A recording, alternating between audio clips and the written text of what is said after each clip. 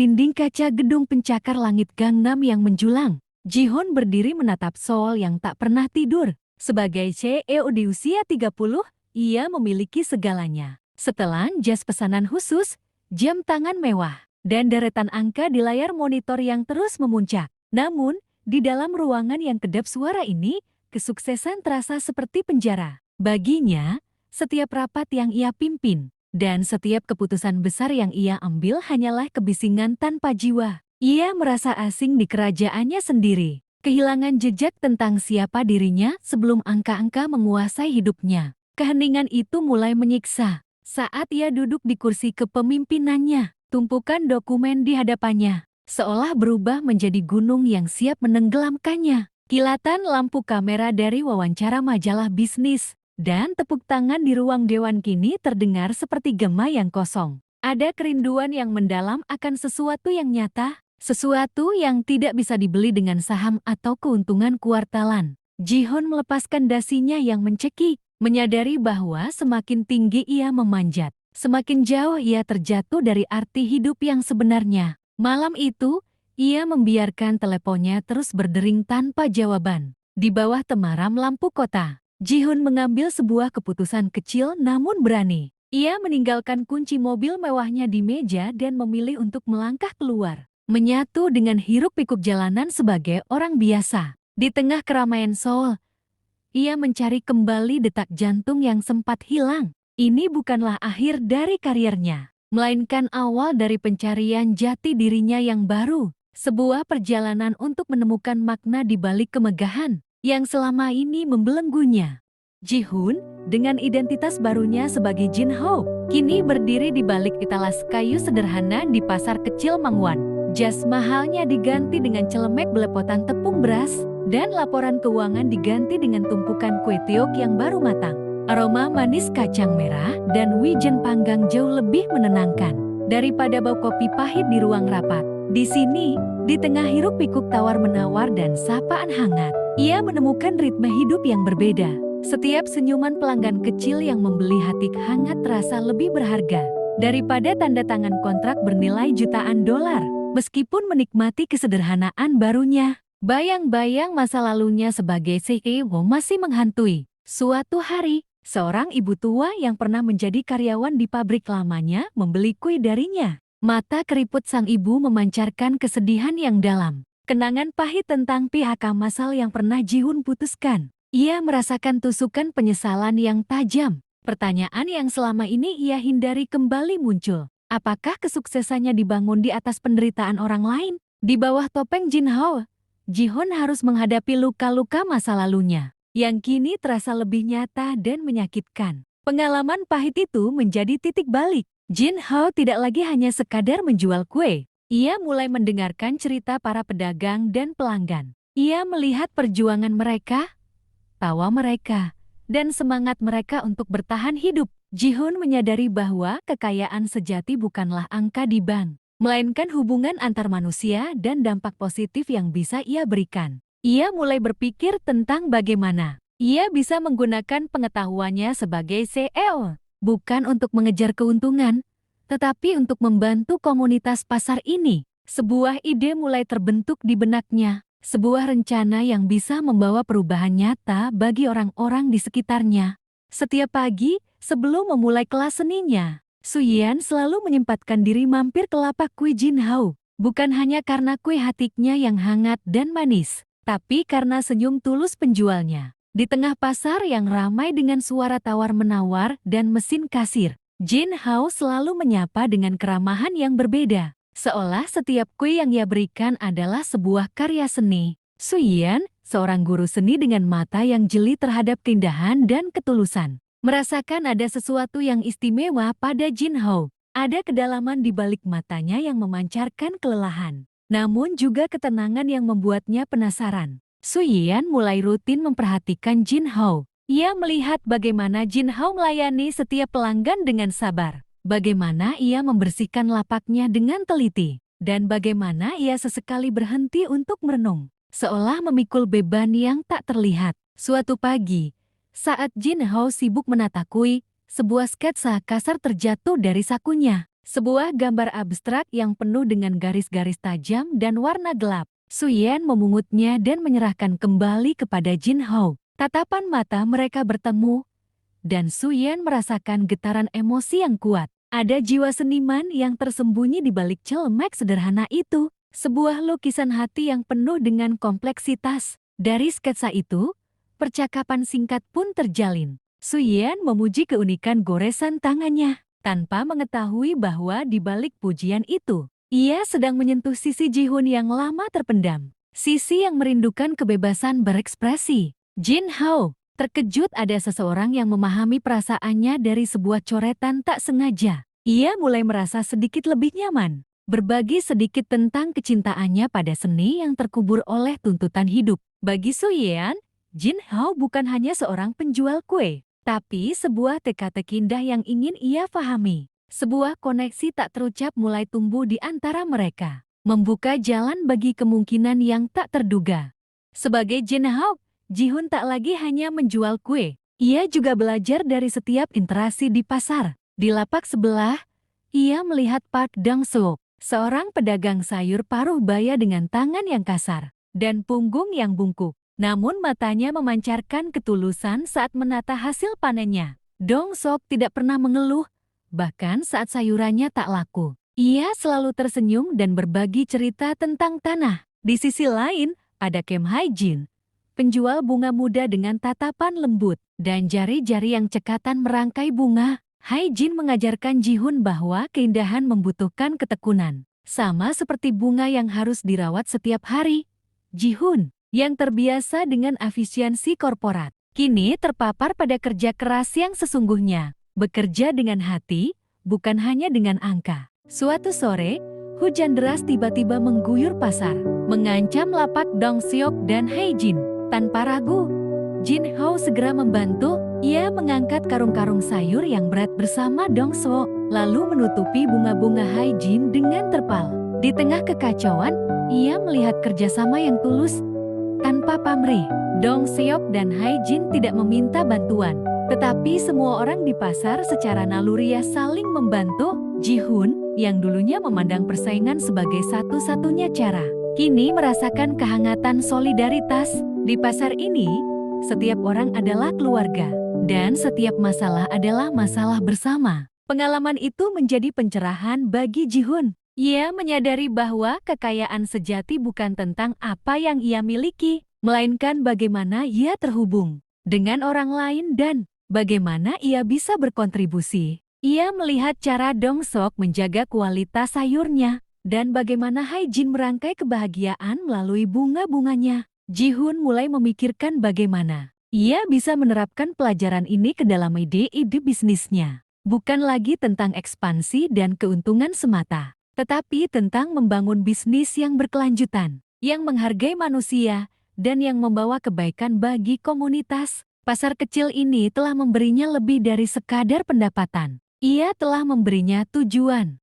Suatu sore, Su Yan datang ke lapak Jin Hao setelah jam operasional pasar. Ia melihat Jin Hao sedang mencoba resep kue baru dengan ekspresi frustrasi. Melihat hal itu, Su Yan mendekat. Kue ini bukan hanya tentang resep atau bahan. Jin Hao, katanya lembut, sambil tersenyum. Ini tentang cinta yang kamu tuangkan di setiap adonan, di setiap sentuhan tanganmu. Ji-hun menatapnya, terkejut dengan kata-kata itu. Ia selalu menganggap membuat kue sebagai rutinitas, sebuah pekerjaan. Namun, Su Yan menunjukkan padanya bahwa ada dimensi lain yang jauh lebih dalam. Dimensi hati. Kata-kata Su Yan membangkitkan kenangan lama pada Ji-hun. Ia teringat neneknya yang selalu membuat kue beras saat ia kecil, dengan tangan penuh kasih sayang. Aroma manis kue nenek yang dulu selalu menghangatkan hatinya, kini terasa kembali. Selama bertahun-tahun di dunia korporat, ia telah melupakan rasa kehangatan itu,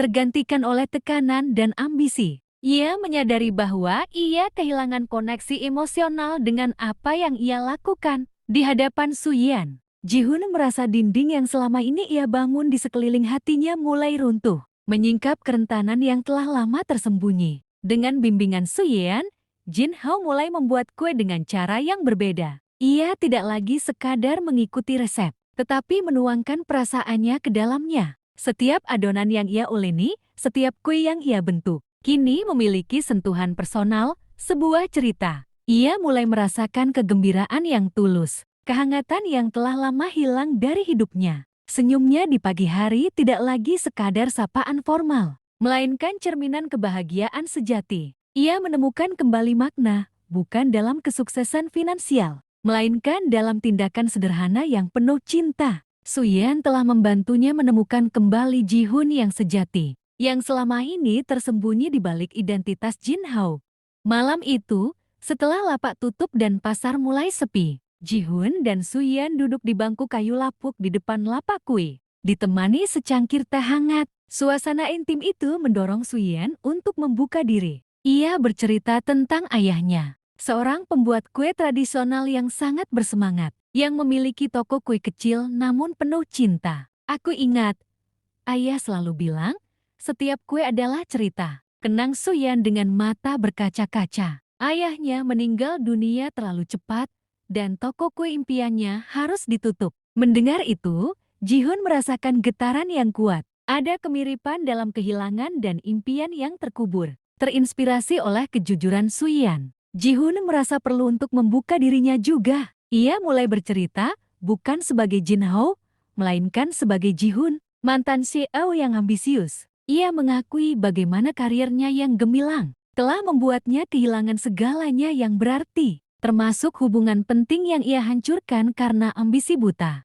Aku terlalu fokus pada angka dan kekuasaan, hingga lupa arti manusia, ucapnya dengan suara serak, menundukkan kepala. Ada kerentanan yang belum pernah ia tunjukkan pada siapapun sebelumnya. Pengakuan itu terasa berat, namun juga membebaskan. Seperti beban yang akhirnya terangkat dari pundaknya. Pengakuan itu menjadi jembatan antara mereka. Suyan tidak menghakiminya, melainkan memahami rasa sakitnya. Mereka menyadari bahwa meskipun latar belakang mereka sangat berbeda, mereka berbagi luka yang sama, luka karena kehilangan dan penyesalan. Di tengah pasar yang gelap dan sepi, dua jiwa yang dulunya asing kini menemukan fondasi baru. Mereka mulai merajut impian bersama. Impian untuk menciptakan sesuatu yang berarti, yang didasari oleh cinta dan koneksi manusia, bukan sekadar keuntungan. Mereka saling menatap, mata mereka memancarkan pemahaman dan harapan.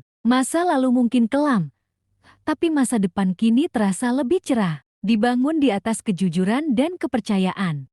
Suatu pagi, saat Suyan sedang menikmati kue Jin Ho seperti biasa, ia membuka koran yang dibawa oleh salah seorang pedagang. Matanya terpaku pada sebuah artikel di halaman depan. Foto Han Ji-hoon, CEO dari perusahaan konglomerat Mir Group, dengan berita tentang kembalinya ia ke dunia bisnis setelah sekian lama menghilang. Jantung Suyan berdebar kencang. Wajah di foto itu adalah wajah Jin Ho, penjual kue yang ramah dan tulus, yang telah berbagi luka dengannya. Dunia Suyan seolah runtuh dalam sekejap. Kehangatan pagi yang biasa terasa dingin menusuk tulang. Suyan menatap Jin Ho yang sedang sibuk melayani pelanggan. Senyumnya kini terasa seperti topeng. Ia merasa ditipu, seolah seluruh kepercayaannya telah dikhianati. Mengapa Jin Ho merahasiakannya? Apakah semua cerita tentang nanaknya, tentang impian seninya, hanya sandiwara? Air mata mulai menggenang di matanya. Ia berlari meninggalkan lapak kue.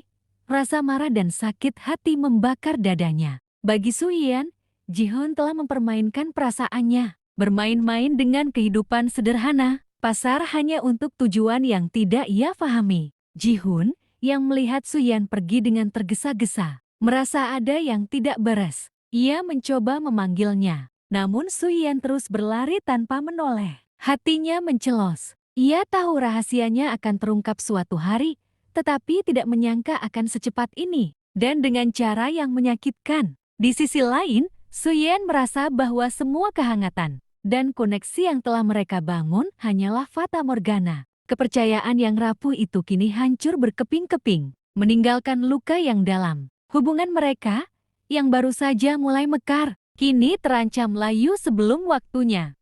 Berita tentang kembalinya Han Ji-hoon sebagai CEO menyebar cepat di pasar. Jin Ho, yang kini tahu Suyan sudah mengetahui identitas aslinya, merasa terpukul. Ia menerima panggilan mendesak dari Dewan Direksi untuk rapat penting. Masa depannya di perusahaan dipertaruhkan. Namun, pikirannya terus tertuju pada Suyan, pada rasa sakit hati yang mungkin ia timbulkan. Di tengah dilema, ia mendengar suara guntur dan melihat langit mulai gelap. Hujan deras akan segera tiba, dan lapak Suyan yang menjual kerajinan tangan di area terbuka akan terkena dampaknya. Tanpa berpikir panjang, Ji-hun mematikan ponselnya. Mengabaikan panggilan penting itu, ia segera melepas celemeknya dan berlari menuju lapak Suyan. Hujan mulai turun, deras, dan Suyan terlihat panik berusaha menutupi barang dagangannya sendirian. Kerajinan tangan dan lukisan-lukisannya yang indah terancam rusak. Ji-hun tidak peduli dengan penampilannya yang kini kembali menjadi Han Ji-hun yang rapi. Ia hanya ingin membantu Suyan. Ia berlari menembus keramaian pasar yang kini mulai kacau karena hujan. Matanya terpaku pada Suyan. Ji-hun tiba di lapak Suyan, basah kuyup, tanpa berkata-kata. Ia segera mengambil alih, membantunya menutupi barang-barang dengan terpal tebal. Suyan, yang awalnya terkejut dengan kehadirannya, melihat ketulusan di mata Ji-hun, di tengah riuhnya hujan. Kata-kata tak lagi diperlukan. Tindakan Ji-hun berbicara lebih keras. Ia telah memilih Suyan. Ia telah memilih kehangatan pasar dan kebersamaan. Di atas karirnya yang gemilang, hujan itu bukan lagi badai, melainkan saksi bisu dari cinta yang tulus dan diuji. Suyan mulai percaya bahwa di balik identitas Han Ji-hun, ada Jin Hao yang memang peduli padanya. Setelah hujan reda, Ji-hun dan Suyan berdiri di lapak yang kini sudah aman pemahaman. Di tengah sisa-sisa hujan dan keramaian pasar yang mulai pulih, Ji-hun akhirnya menjelaskan segalanya. Ia menceritakan tentang masa lalunya sebagai CEO, tentang kelelahan yang ia rasakan, dan bagaimana pasar, serta Suyan telah memberinya harapan dan tujuan baru. Aku tahu aku salah merahasiakannya darimu, ucap Ji-hun dengan suara tulus, menatap mata Suyan. Tapi setiap momen di sini, bersamamu, itu nyata. Perasaanku padamu juga nyata. Suyan melihat kejujuran di matanya, kerentanan yang sama seperti saat Ji-hun bercerita tentang ambisinya dulu. Keraguan di hatinya perlahan sirna, tergantikan oleh pemahaman. Suyan tersenyum, senyum yang penuh maaf dan pemahaman. Aku tahu, bisiknya, aku merasakannya. Momen itu adalah titik balik. Mereka memutuskan untuk bersama-sama membangun impian yang telah lama terkubur. Ji-hun memilih untuk meninggalkan dunia korporat yang penuh tekanan, dan Suyan memutuskan untuk mengembangkan bakat seninya lebih jauh. Mereka menggabungkan impian, toko kue yang penuh cerita milik Ji-hun, dan toko bunga yang penuh keindahan milik Suyan. Sebuah tempat di mana aroma manis kue berpadu dengan harum bunga, menciptakan surga kecil di tengah hiruk-pikuk kota. Hari pembukaan toko kue dan bunga hati adalah perayaan atas ketulusan dan cinta. Pelanggan berdatangan, tertarik oleh suasana hangat dan produk-produk unik mereka. Setiap kue yang dibuat Ji-hun kini benar-benar menceritakan kisah. Dan setiap rangkaian bunga Suyan memancarkan keindahan jiwa. Mereka telah menemukan kebahagiaan sejati, bukan dalam kesuksesan material, melainkan dalam berbagi impian, dalam dukungan satu sama lain, dan dalam cinta yang tulus. Toko itu menjadi simbol perjalanan mereka. Dari ambisi yang menyesatkan hingga ketulusan yang murni, dari luka masa lalu hingga harapan masa depan. Ji-hun akhirnya menemukan rumah yang sesungguhnya di sisi Suyan, di tempat yang mereka bangun bersama. Dan Suyan menemukan kembali kehangatan keluarga yang hilang. Setahun telah berlalu sejak kue dan bunga hati dibuka. Toko mereka sukses besar, dan Ji-hun serta Suyan menemukan kebahagiaan sejati. Di hari jati pertemuan pertama mereka, Ji-hun mengajak Suyan kembali ke pasar tempat semuanya berawal. Pasar yang kini terasa berbeda, penuh kenangan manis dan perjuangan yang telah mereka lalui. Tanpa sepengetahuan Suyan, Ji-hun telah merencanakan kejutan besar. Ia telah membuat kue beras kesukaan Suyan yang terlihat sempurna di luar, namun menyimpan rahasia di dalamnya. Hati Ji-hun berdebar kencang, lebih dari saat ia harus menghadapi dewan direksi perusahaannya dulu. Ji-hun menyerahkan kotak kue itu kepada Suyan. Ini untukmu, katanya, suaranya sedikit bergetar. Suyan membuka kotak itu, dan matanya berbinar melihat kue beras kesukaannya. Ia memotong kue itu dengan hati-hati. Saat sendoknya menyentuh sesuatu yang keras di dalam, Suyan mengerutkan kening. Ia mengeluarkannya, dan matanya melebar saat melihat sebuah kotak cincin beludruk kecil. Di dalamnya, sebuah cincin tipis berkilauan indah. Ji-hoon berlutut, menatap Suyan dengan penuh cinta. Maukah kau membuat kue dan bunga bersamaku selamanya? Air mata kebahagiaan mengalir di pipi Suyan. Tanpa ragu, ia mengangguk, ya. Ji-hoon bangkit, dan mereka berpelukan erat. Tawa dan air mata kebahagiaan bercampur di tengah lorong pasar yang kini hening. Dengan pedagang-pedagang lain yang tersenyum dan bertepuk tangan dari kejauhan. Mereka berciuman. Ciuman itu bukan hanya janji, melainkan ekspresi gairah yang telah lama tumbuh. Pengakuan akan cinta yang telah melalui banyak rintangan, dan komitmen untuk masa depan yang penuh harapan. Di pasar itu, tempat dulu mereka berbagi luka, kini mereka merayakan cinta yang tak terbatas.